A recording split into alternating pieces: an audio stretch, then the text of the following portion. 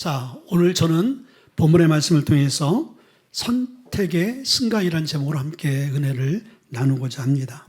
여러분 주보를 보게 되어지면 주보 표지에 한 남성이 양쪽의 갈림길에서 이제 어느 길을 선택할 것인가 이제 고민하는 그 뒷모습이 있습니다. 자, 우리의 인생의 모습이 꼭 이 모습과 같은 거예요. 자, 우리의 인생은 우리의 삶이 하루와 한 주와 한 달과 또 한 해가 끊임없는 선택의 기로에 서 있는 거예요. 무엇을 선택할 것인가?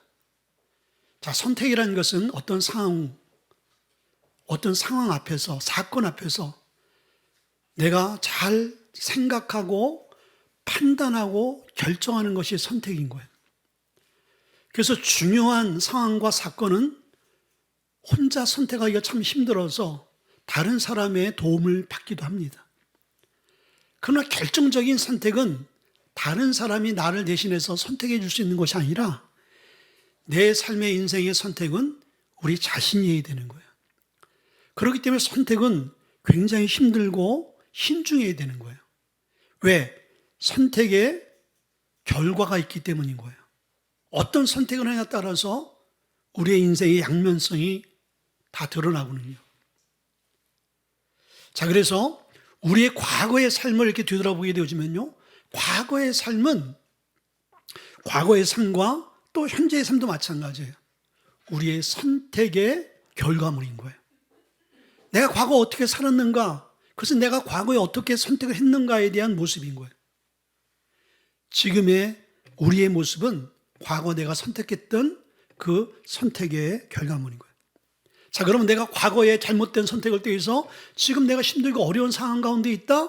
자, 오늘 이 말씀을 듣는 저와 여러분에게는 그것이 문제가 되지 않을 수가 있어요.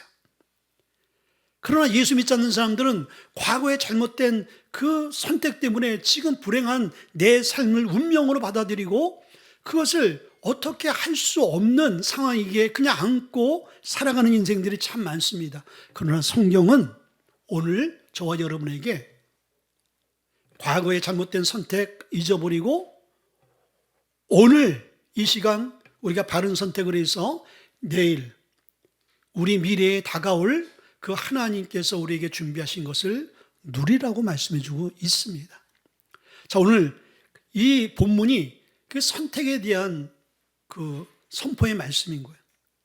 오늘 말씀 이전에 23장 1절과 2절과 3절 말씀을 보게 되어지면은 14절에 있는 말씀 보게 되어지면 이 여호수아의 근황에 대해서 나와 있어요. 여호수아가 이제 나이가 많으나 늙어서 임종이 가까운 그 상황을 얘기하고 있습니다. 근데 여호수아가 나이가 들어서 이제 죽기 일보 직전에 자기가 해야 될 일이 있다라고 생각했어요.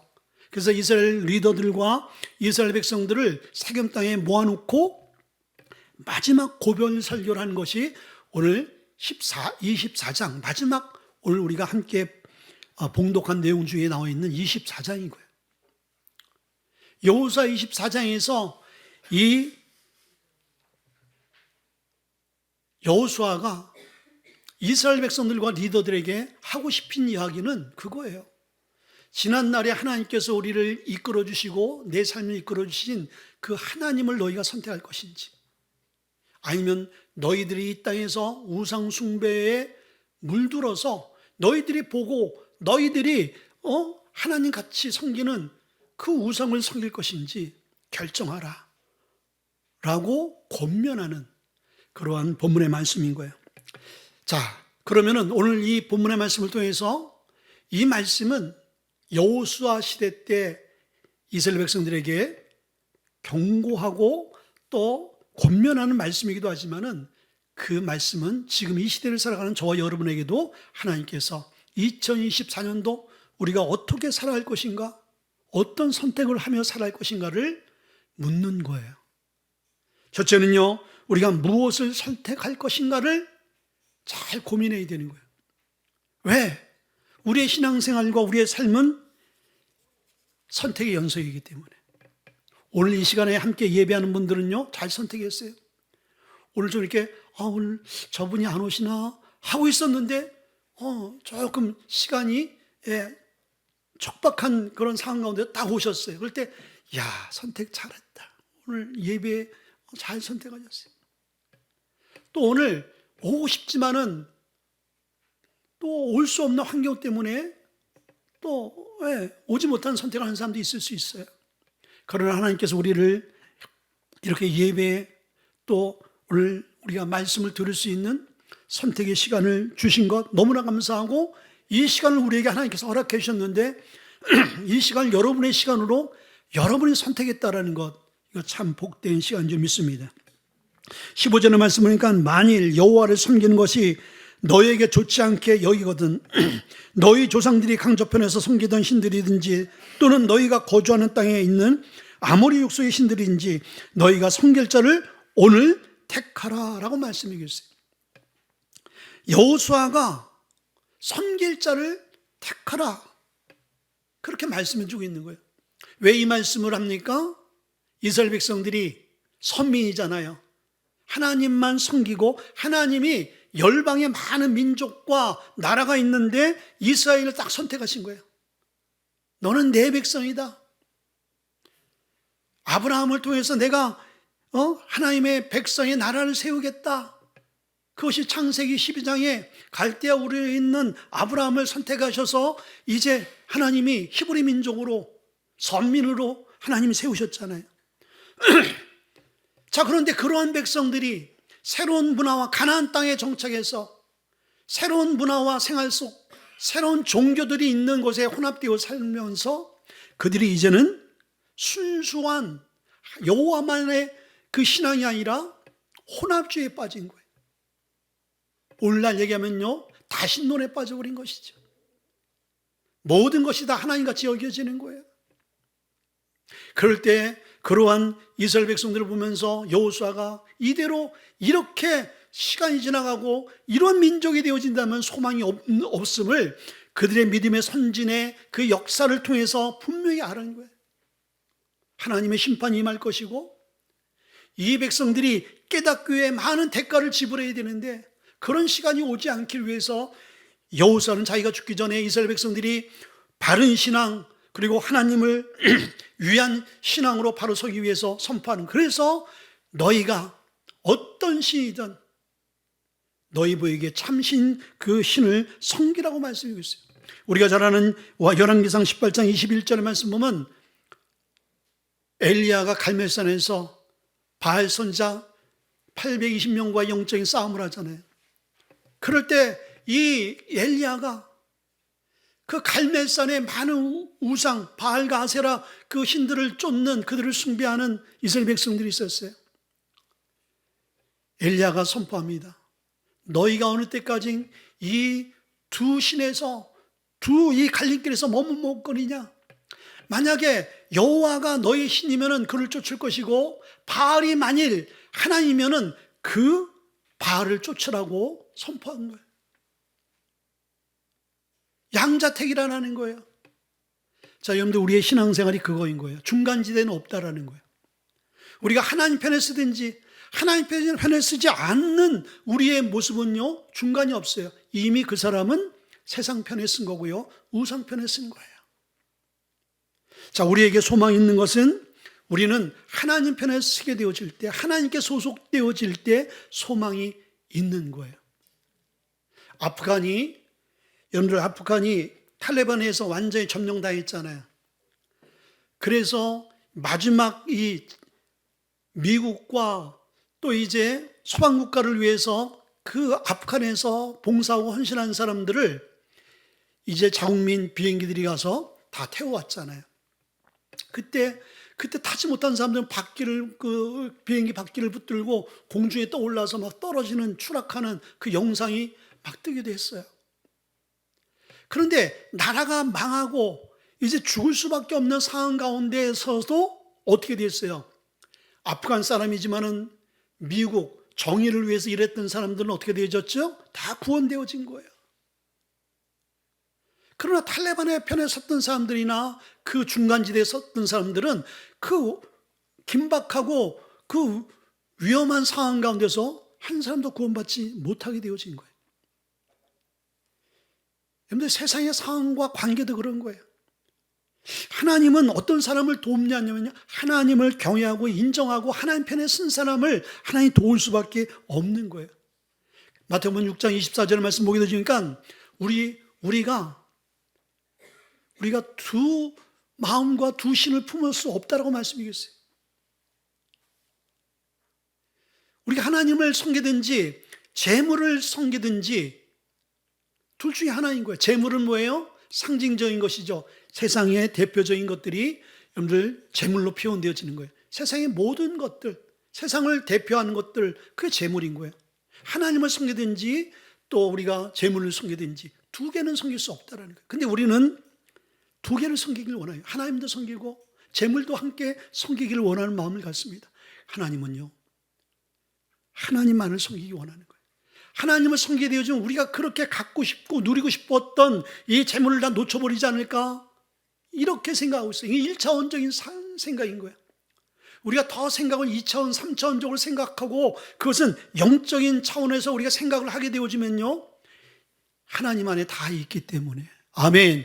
필요한, 우리의 인생에 필요한 모든 것들은 다 주님 안에 있기 때문에 우리가 주님 편에 서게 되어지면 주님이 우리의 필요한 모든 것들을 채워가시는 거예요. 그래서 우리는 올바른 선택, 주님만을 선택해야 되는 거예요. 여러분들 창세기 13장의 말씀 보게 되지만 선택의 사건이 나옵니다. 아브라함과 이제 롯의 선택이 나와요. 롯은 무엇을 선택했습니까? 눈에 보여주는 소돔과 고모라를 선택했습니다. 아브라함은 하나님이 말씀하신 그 자리에서 그것을 선택했어요. 결과는 너무나 다르죠. 선택이 이렇게 엄청난 미래의 결과를 가져온다는 거예요. 여러분들 룻기서 1장 말씀 보면 엘리멜렉이 나와요. 나오미의 남편이죠. 이 사람이 하나님께서 명령하신 그 땅에 기근이 들었어요. 어려움이 있단 말이죠. 여러분들 우리가 이 땅을 살아가면서 신앙으로 살아가면서 믿음으로 살아가면서 믿음의 현장에도 어려움이 분명히 있습니다. 근데 중요한 것은 그 믿음의 현장에 어려움이 있을 때 그것을 떠나는 게 아닌 거예요. 근데 이 사람은 지금 하나님이 약속하신 그곳에 기근이 왔단 말이죠. 눈을 들어보니까요, 모압 땅이 너무나 풍요롭고 모압 땅에서 자기가 이 어려움을 이겨낼 수 있을 대안이 거기 있다라고 생각했어요. 그래서 그 땅을 떠났죠. 모압 땅에서 어떤 일이 생겼습니까? 엘리멜렉이 죽었어요. 자기는 인솔하고 가장한 사람이 죽었어요. 그리고 두 아들이 죽어버렸네. 그리고 나오미와 그리고 룻과 오르바가 다 과부가 되어져 버리고 말았어요. 그리고 그 여정 속에서 또 룻과 오르바의 선택이 나와요. 룻은 나오미의 하나님을 선택한 거예요. 오르바는요, 자기의 친정의 그 지역의 그 신과 그 지역을 선택합니다. 역사는 너무나 달랐어요. 나오미는 그 사건 이후에 성경에 묻혀버린 인물이 되지만 룻은 우리에게 예수님의 족보 가운데 나오는 위대한 여성이 되는 하나님의 축복을 누리게 되어진 거예요. 여러분들 우리가 다니엘서 6장 보면은 다니엘이 기도할 수 없고 예배할 수 없는 상황이 딱 도래합니다. 예배하면 죽는 거예요. 근데 다니엘이 어떤 선택을 합니까? 죽으면 죽으리라. 내가 예배하다가 죽겠다라고 선택하니까 예배에다가 죽는 것이 아니라 예배함으로 말미암아 하나님께서 그 인생을 더 세워주시고 높이는 놀라운 역사가 일어나요. 선택인 거예요. 여러분들 우리의 선택을 하나님께서는 올해 너희가 무엇을 선택할 것인가를 결정하라는 거예요. 여러분들 127분이라는 영화가 있어요. 127시간. 이 127시간의 주인공은 2003년도 4월 달 실제 유타주 이 블루존 협곡에서 있었던 사건인 거예요. 26세의 엔지니어면서 또 이제 탐험가인 아론이란 이 친구가 이 유타에 있는 블루존 협곡 계곡을 이제 등반하다가 그 계곡 사이에 위에서 갑자기 바위가 굴러 떨어져서 손이 그 사이에 끼인 거예요.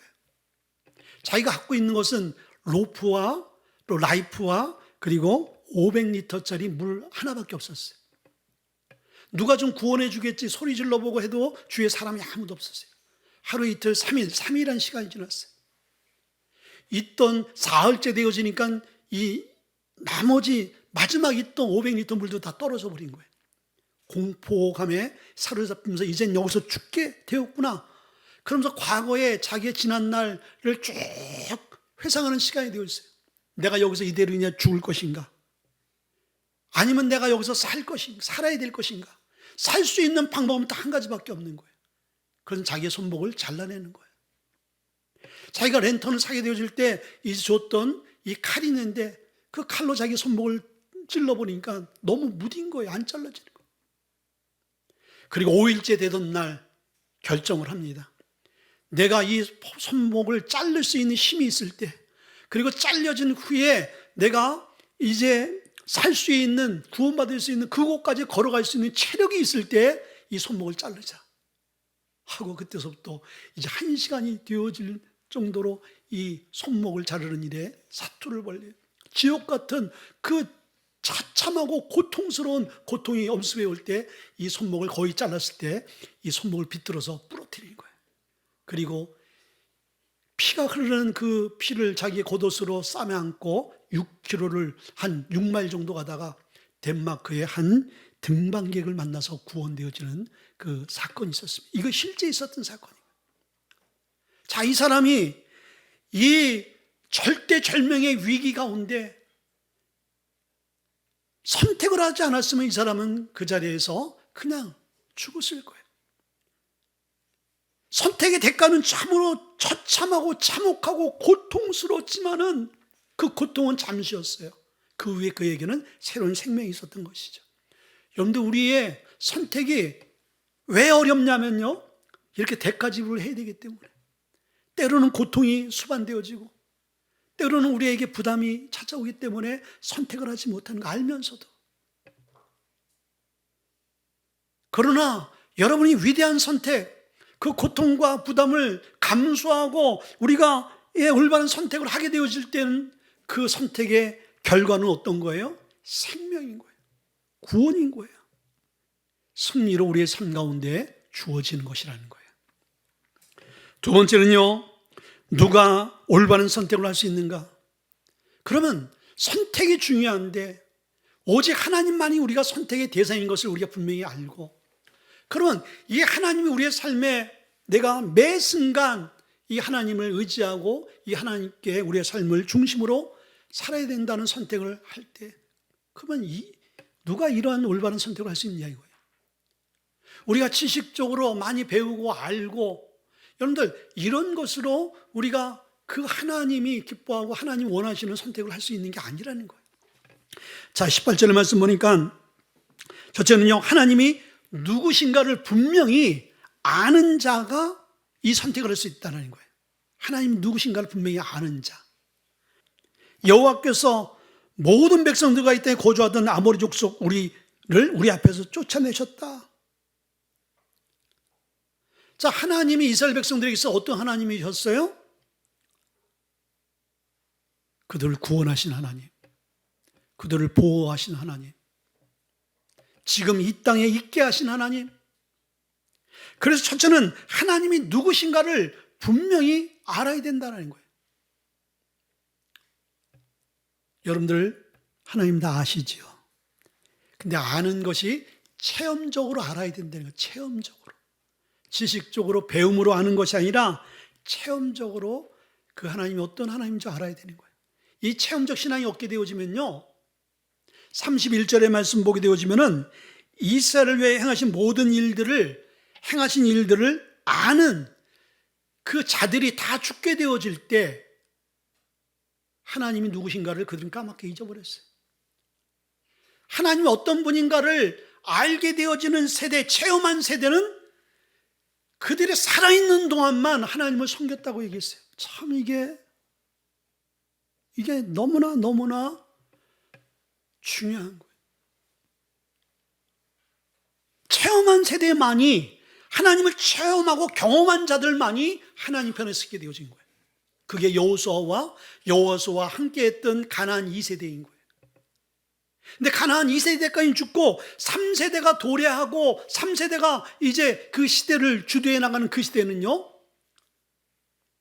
사사기 2장 10절의 말씀 보니까 새로운 세대가 되었을 때는 여호와를 행하신 모든 기적과 이적을 알지 못하더라라고 얘기해 주고 있어요.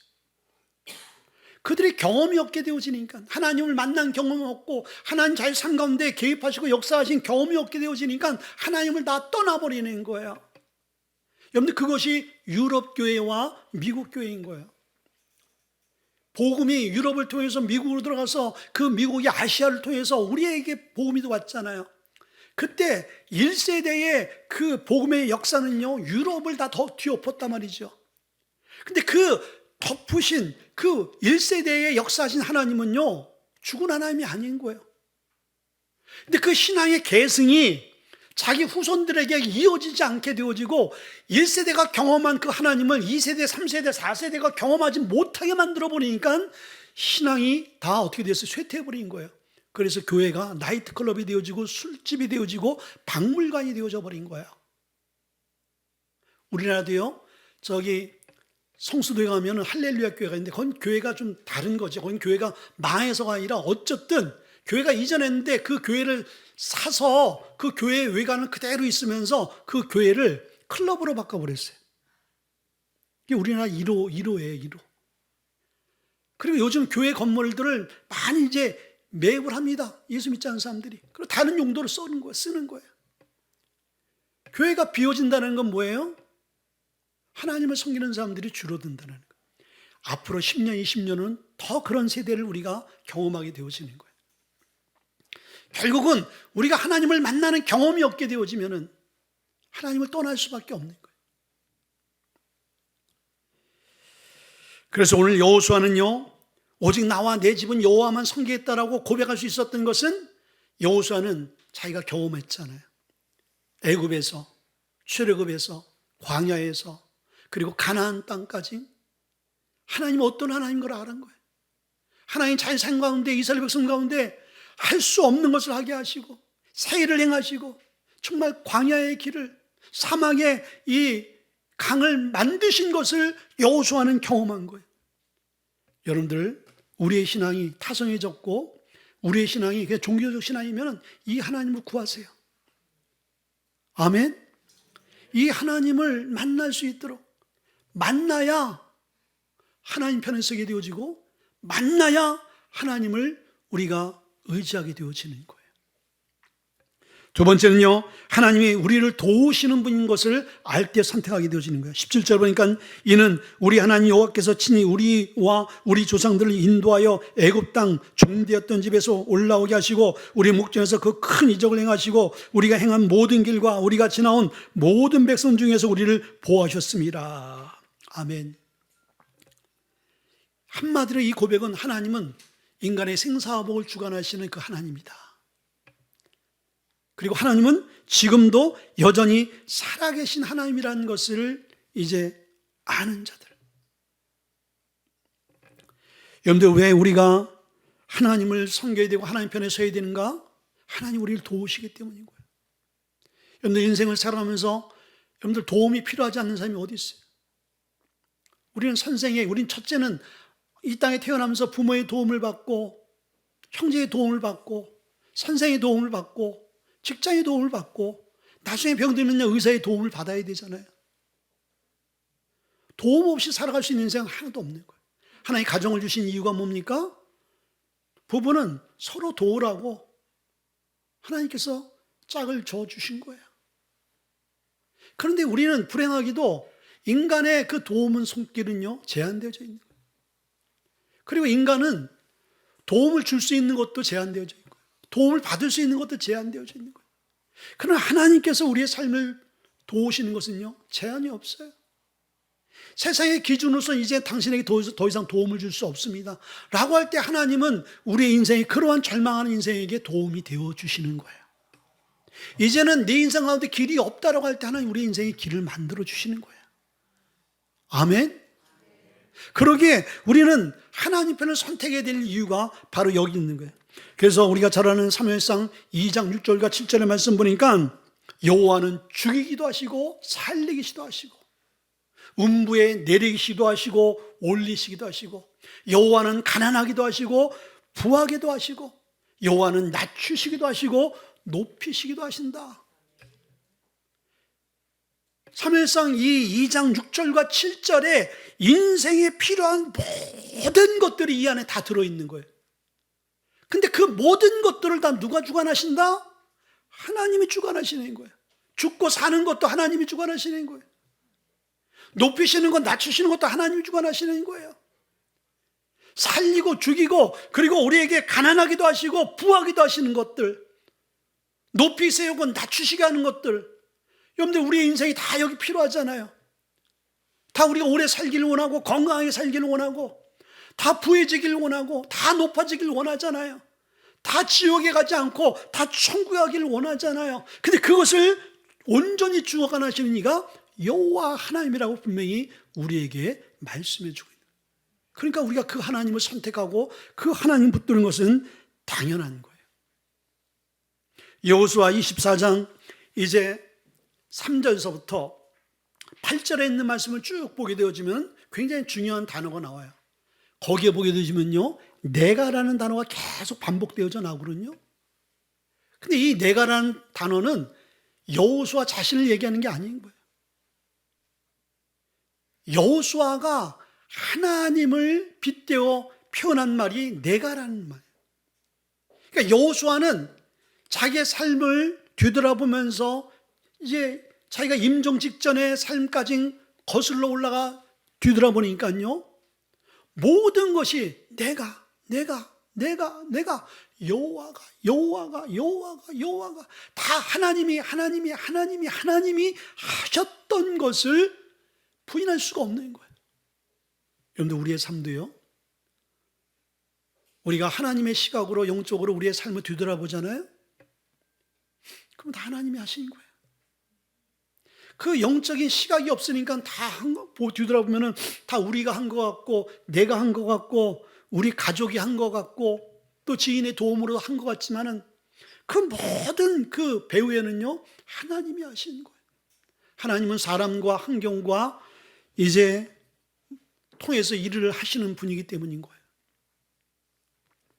이런 하나님의 역사가 우리의 삶 가운데도 동일하게 있기를 바라고, 이러한 선택이 우리의 삶 가운데 있어야 되는데, 이 믿음으로 하나님이 내 삶 가운데 도움이시라는 것을 깨닫게 되어질 때 하나님 편에 서게 되어지는 거예요. 세 번째는요, 이 선택은 언제 해야 되는가? 그러면은 우리 선택의 대상이 하나님인 거예요. 세상이 아닌 거예요. 분명히 여러분들 결정할 수 있길 바랍니다. 아멘. 분명히 우리가 선택해야 되고 우리가 서야 될 줄, 우리가 가야 할 그 길, 이거는 주님이 정하신 길인 거예요. 여러분들 줄을 잘 설 수 있기를 바랍니다. 아멘. 오락 그 프로그램에 줄 서는 데 있잖아요. OX. 상금이 크면 클수록 데미지는 커요. 그러나 우리가 이 줄이라는 것은요, 너무 중요한, 우리의 인생의 생사화복을 주관하는 그 선택이 되어지는 거예요. 자, 15절에 말씀이니까 너희가 섬길 자를 오늘 택하라. 아멘. 여호수아는 먼저 선택하고 얘기하는 거죠. 나와 내 집은 오직 여호와만 섬길 것이다. 나는 이미 결정했어. 근데 결정한 사람이 이야기할 수 있어요. 내가 결정이 안 되어지면요, 자신 있게 다른 사람에게 여호와의 편에 서라고 얘기할 수도 없고 간증할 수도 없고 복음을 전할 수도 없는 거예요. 우리가 온전히 주님 편에 딱 쓰게 되어지잖아요. 올인하게 되어지잖아요. 그러면 그때서부터 우리의 입술이 열리게 되어지는 거예요. 여호수아는 자기가 만약에 갈팡질팡했던 인생이라면요, 자기가 임종 직전에 이스라엘 백성들 앞에서 나와 내 집은 오직 여호와만 섬길 것이다라고 선포할 수 없었을 거야. 근데 그 선포 이후에 요구하는 여호수아의 요구는 뭐예요? 너희들이 선택의 그 시간은 바로 오늘, 지금 이 시간이라는 거예요. 오늘 우리도 선택하기를 선택해야 되는 거예요.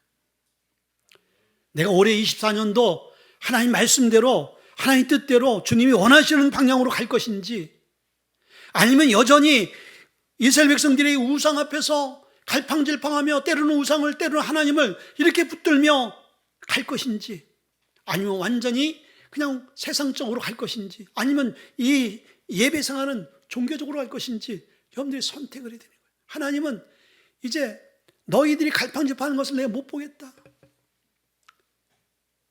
왜 그렇습니까? 왜 선택해야 됩니까? 하나님이 어떻게 행동할 것인가를 하나님이 행동을 결정해야 될 이유이기 때문인 거예요. 하나님 편에 서는 순간 너는 내 것이다라고 하나님께서 책임져 주지 않겠어요? 하나님 편에 서지 않는 이상 너와는 상관이 없구나. 하나님께서 선을 긋지 않겠습니까? 자, 그러면서 이 오늘이라는 것, 자, 왜 오늘이 중요해요? 과거는 지나갔잖아요. 여러분들, 우리가 과거 얘기 많이 하지 맙시다. 세상 사람들은요, 만나면요, 과거 얘기해요. 제가 어떻게 우연찮게 유튜브를 봤는데, 이제 노숙자가 자기 과거 이야기를 하는 거예요. 과거. 자기가 어마어마한 재벌이었대. 지금도 자기가 재벌이대. 근데 자기는 자기가 이렇게 선택해서 이렇게 산대. 믿어집니까, 여러분들? 근데 과거 이야기를 과거는 여러분들 아무리 그렇게 살았을, 그게 진짜일지라도 지금 노숙자로 살아가면요, 의미가 없는 거예요. 그렇죠? 그럼 미래는 다가오지 않았잖아요. 그러니까 중요한 것은 바로 지금 이 시간인 거예요. 여러분들, 그리스에 두 신이 있어요. 크로노스하고 그리고 카이로스. 크로노스는 일반적인 이 시간대를 얘기하는 거고요. 카이로스는 신이 정해준 기회의 시간인 거예요. 자, 우리가 신앙적으로 보게 되어지면요, 우리는 세상적인 시간 안에서 그냥 세상이 흘러가는 대로, 세상이 우리에게 주어지는 그 시간 안에서 우리가 그냥 일반적으로 선택하며 나가는 거예요. 그건 뭐예요? 우리가 편한 대로, 우리가 기뻐하고 우리가 원하고 바라는 대로. 그러나 하나님이 우리에게 원하시는 그 시간은 곧 기회이거든요. 그건 카이로스인 거예요. 그리스의 기회의 신은요, 앞에는 머리가 있고 뒤에는 머리가 없는 대머리인 거예요. 그래서 기회라는 시간이 우리에게 딱 주어졌을 때 그것을 딱 붙들어야지만이 그것이 내 것이 되어진다는 거예요. 근데 그 시간이 내 뒤로 갔을 때 아무리 그 시간을 붙들려 해도 붙들 수 없다라는 거예요. 그게 카이로스인 거예요. 하나님 우리에게 주신 시간도 똑같은 거예요. 현재 지금 바로 우리에게 결단하고 너희들이 선택하라는 이 시간을 붙들지 못하게 되지만 우리는 여전히 또 어떻게 돼요? 다람쥐 쳇바퀴 돌아가듯이 계속 그런 삶을 살아갈 수밖에 없는 거예요. 그래서 고린도후서 6장 2절에 보라, 지금이 은혜 받을 때요, 지금이 구원의 때다. 지금이라는 거예요. 지금 이 시간. 그래서 하나님께서 2024년도를 여러분들을 축복하고 싶은데 축복할 근거가 없는 거예요. 하나님은 원칙을 세워놓고 그 원칙이 뭐예요? 하나님은 말씀인 거예요. 하나님은 말씀을 초월하지도 않고 하나님 말씀을 미달하지도 않아요. 하나님 그냥 말씀대로 나가시는 분인 거예요. 근데 하나님 우리를 너무나 사랑하셔서 여러분을 너무나 축복하고 싶은데 우리의 삶의 기준이 말씀 밑으로 가 있고 말씀 초월에 있다라면은 하나님 그래서 우리의 삶의 균형을 딱 맞추는 거예요, 지금. 그게 말씀을 듣는 시간인 거예요. 그래서 너희들의 그 우상 숭배하고 세속적이고 양다리 거쳤던 것들을 이제 좀 정리 좀 해. 그런데 그것을 깨닫고 정리하는 오늘, 그래, 내가 2024년도 이 시간 이후로 하나님 우리 인간의 생사의복을 주관하는 하나님이신데 내가 무엇을 붙들고 이렇게 고민하고 내가 무엇 때문에 이렇게 살아왔는가? 다 그 헛수고했잖아. 이것을 깨닫고 이제부터라도 내 가정과 내 자녀와 내 삶은 정말 하나님이 주시는 복된 가정으로 내가 세워야겠다라고 결단하는 그 시간이 되어지라는 거야. 언제요? 내일이 아닌 거예요. 말씀드려. 오늘은 나에게 주는 감동이 없는 것 같아. 그래, 다음에 또 은혜 주시겠지. 은혜가 주어지면 감사하지만 그렇지 않은 거예요. 오늘 받지 못하고 오늘 집중하지 못하면 내일 더 집중 못해요. 마지막 네 번째, 어떻게 하나님을 섬기하는가?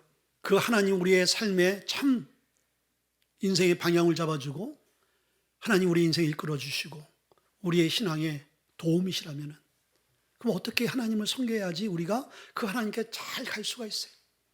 여러분들 결혼도요, 그냥 사랑하고 좋아하고 여러분들 그런 만남이 좋아서 결혼하지만은 결혼하면서 어떻게 두 부부가 살아갈 것인가 더 중요하지 않습니까? 그럼 끝까지 잘 가는 그런 부부는요, 잘 섬기고 서로가 한 사람만 잘해도 안 되는 거예요. 두 남녀가, 부부가 잘 섬기고 서로 용납하고 수용하고 그런 관계를 갖고 가야지만 잘 갈 수가 있는 거예요. 하나님과 우리의 관계도 마찬가지. 첫째는요, 이제 경건함과 온전함과 진실함으로 하나님을 섬겨야 되는 거예요. 온전함과 진실함으로 하나님을 섬겨라. 하나님은 속지 않는 분인 거예요. 우리 영철 집사님이 저를 속일 수가 있어요. 예? 저는 속임을 당할 수 있어요. 그러나 영철 집사님이 하나님을 절대 못 속여요.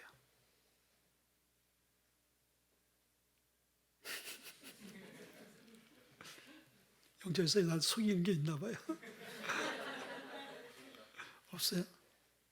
진실합니까? 사람의 관계는요, 여러분들 지속적으로 이어갈 수 있는 키워드가 뭐냐면 진실인 거예요.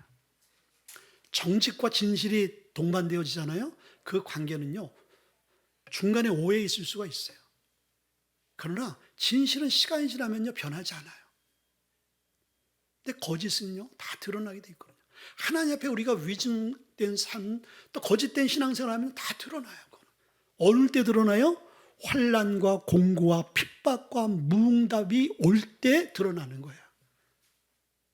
하나님 우리를 축복하는 것 같이 내 하나님이 그냥 우리의 삶 가운데 개입하시고 함께하는 것 같이 막 그렇게 살 때는 몰라요. 내가 진실되게 안 해도 그냥 하나님이 날 축복하시나 보다. 근데 하나님이 그것을 계속 보시진 않거든요. 그걸 하나님이 꺾으시고 고치시기 원하신단 말이에요. 그래서 고난을 우리에게 주시는 거예요. 아픔을 주세요. 시련을 주세요. 그때 하나님과 나와의 진실되지 못한 관계와 진실된 관계가 다 드러나는 거예요. 욥은 그 진실한 하나님과의 관계 안에서 변함이 없잖아요. 그런데 하나님이 그 고난이 고난되게 하지 않잖아요. 고난되지 않게 하는 거예요. 그래서 여러분들 우리의 삶 가운데 하나님을 진실되게, 온전과 진실은 순수하게 진실하게 하나님 섬기라는 거예요. 여기서 경외라는 것은 하나님을 정말 두렵고 떨리는 마음으로 예배하는 거거든요. 경외는 하나님을 예배하는 거예요. 예배는 뭡니까? 하나님께 집중하는 거, 바라보는 거예요. 근데 이 예배라는 영어의 어원과 또 여러분들 가치라는 어원이, 여러분들 이 예배의 어원이 가치라는 그 영어의 단어의 어원에서 파생되어진 거예요. 그러니까 우리가 예배한다라는 것은 우리의 삶의 가치를 하나님께 둔다라는 거예요. 그러니까 예배가 중요한 거예요. 그래서 예배가 너무나 중요한 거예요. 그래서 하나님께서 예배하는 자를 찾는 이유가 뭐예요? 네가 네 삶의 가치를 어디에 두느냐, 하나님 그거를 더 보시는 거예요. 여러분의 삶의 가치를 세상에 두는 자는요, 하나님이 축복할 수 없는 거예요. 영철사 하나 또 주세요. 영철사님이 데이트를 하는데 A란 여자와 B란 여자가 있어요.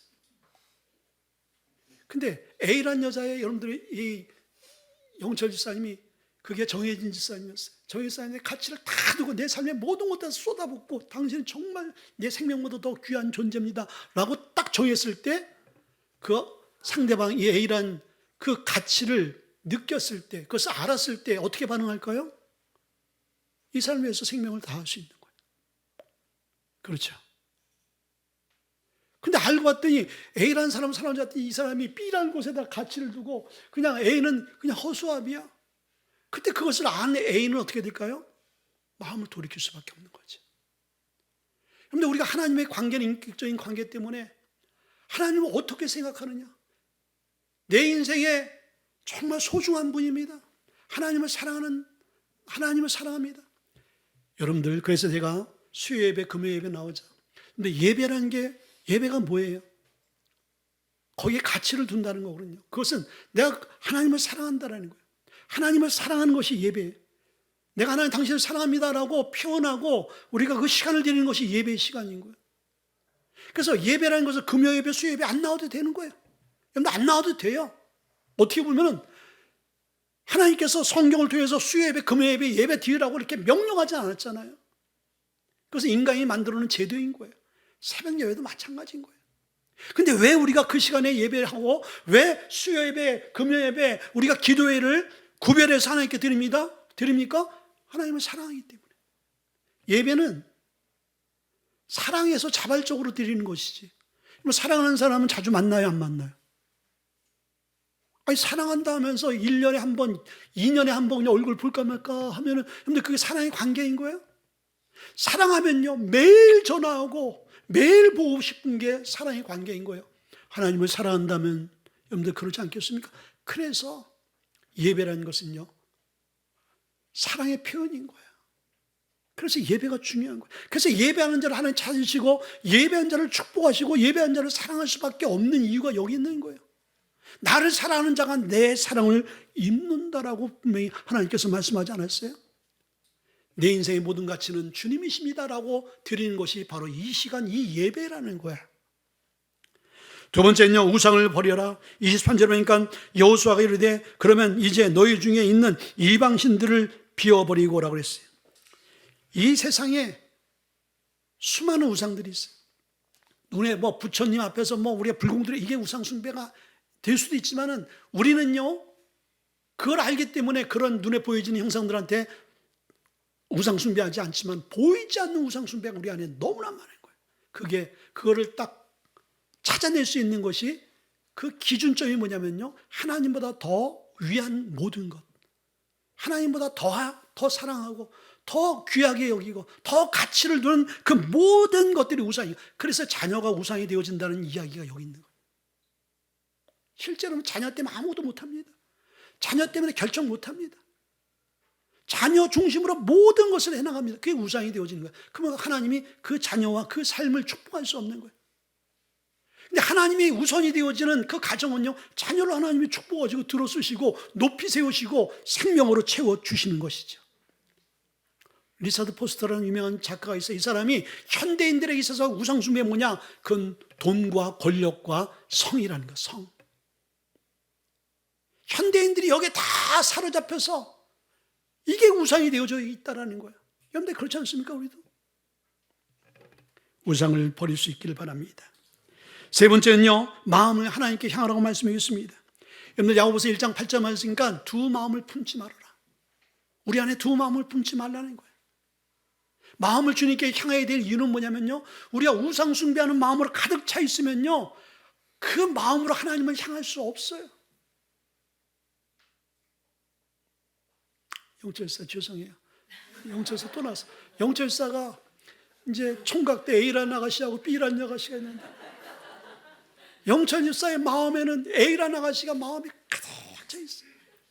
그냥 오직 근데 양다리를 고쳤어. 근데 이 B라는 아가씨가 마음을 한 거예요. 이제 영철 집사님의 마음을 한 거예요. 아, 이 사람이 나에게 마음이 없구나 하는 순간 어떻게 해야 돼요? 계속 있어야 돼요? 돌이켜야 되는 거예요?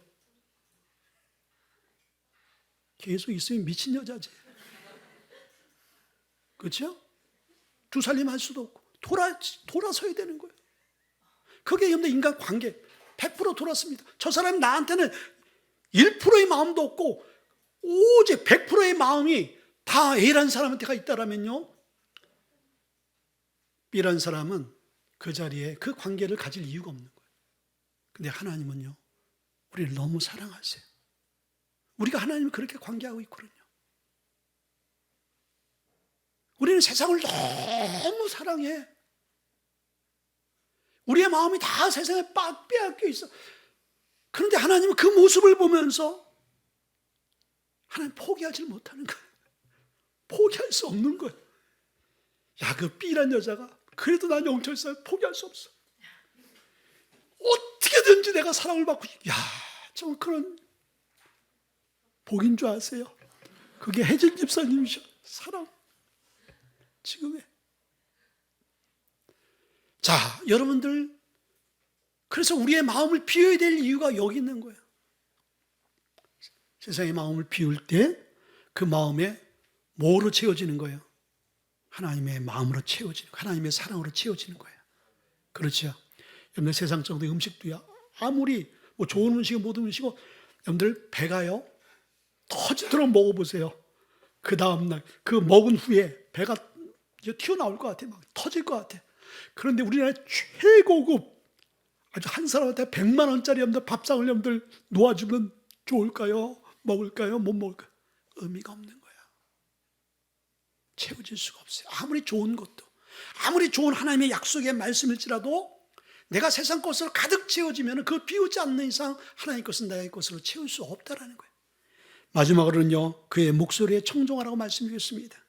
24절에 보니까 백성이 여호수아에게 말하되 우리 하나님 여호와를 우리가 섬기고 그의 목소리에 우리가 청종하리다 하는지라. 청종은 뭐예요? 듣는 거잖아요. 잘 듣는 거잖아요. 오늘 여러분들 참 우리 무지개교 성도님들이요, 너무 듣는 훈련이 잘 돼 있어. 여러분들 못 느끼죠? 여러분들 우리가 부흥회 해보면 그 목사님들이 아주 우리 그 세운교회 목사님은 이번에 가셔도 또 그 소리 하시는, 무지개교회 성도님들은 너무너무 말씀을 잘 듣는데 그 소망이 있대. 오늘 조는 사람이 한 사람도 없잖아. 말씀을 잘 듣는 거. 근데 여러분들 말씀을 잘 청종하는 게 왜 중요하냐면요, 여러분들 순종이라는 어원과 듣다의 어원이 같아요. 그러니까 순종은 잘 듣는 거예요. 제가 군대에 있을 때 이제 막 동기 훈련할 때 산속에서 막 이제 막 눈 해줬고 걷다 텐트를 치고 이제 해야 되는데, 그러니까 우리 팀들이 있단 말이에요. 팀원들이 각자 맡은 일들이 많아요. 근데 우리 선임이 제가 그때 1등병이었는데 저한테 뭐라고 시켰는데 제가 그걸 듣지 못한 거예요. 이해를 못했어. 그리고 딴짓하고 있는데 갑자기 그냥 구두발이 그냥 얼굴로 올라오는 거예요. 축구공을 차듯이 그냥 걷어차버린 거죠. 얼굴을 이렇게 고개 숙이고 있는데 그 추운 겨울날 땅바닥이 꽁꽁 얼었는데 여기가 2cm가 찢어져서 피가 막 그냥 난자에 흐르는 거예요. 그러면서 나한테 한 소리가, 너 내가 한 소리를 왜 무시해? 내가 너한테 한 소리를 왜 너는 실행을 안 해? 그렇게 얘기하는 거예요. 근데 제가 할 말이 없는 거예요. 제가 못 들었잖아요. 분명히 얘기했는데 제가 분명히 듣지 못했어. 못 들으니까 순종이 안 되더라 이거예요. 오늘 여러분들 이 말씀도 잘 들은 성도는요, 오늘 이후로 순종이 가능한 거예요. 순종할 수 있는 저와 여러분 되시길 주님을 축원드립니다. 우리 한번 두 눈 감고 기도합시다. 하나님 말씀입니다.